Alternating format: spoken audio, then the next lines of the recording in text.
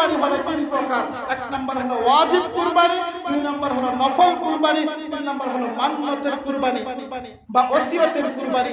ওয়াজিব কুরবানি যেটা, সেটার গোশত আপনি নিজে খেতে পারবেন, আত্মীয় স্বজন গরিব মিসকিনদেরকে খাওয়াতে পারবেন।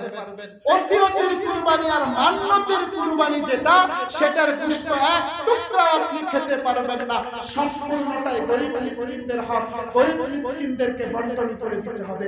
মান্নত ওসিয়ত বলতে কি বোঝায়? আপনি নিয়ত করছেন আমার এই কাজটা সমাধান হলে আমি একটা কুরবানি দেব, অথবা আপনার বাবা আপনাকে ওসিয়ত করে গেছিল যে আমার সম্পদ থেকে মুখ একটা কুরবানি তুই দিয়া দিস, ওটা হলো ওসিয়তের কুরবানি। এই দুই প্রকার কুরবানির গোশত আপনি এক টুকরাও, আরো জুড়ে বলেন, আরো জুড়ে বলেন, খাইতে পারবেন না।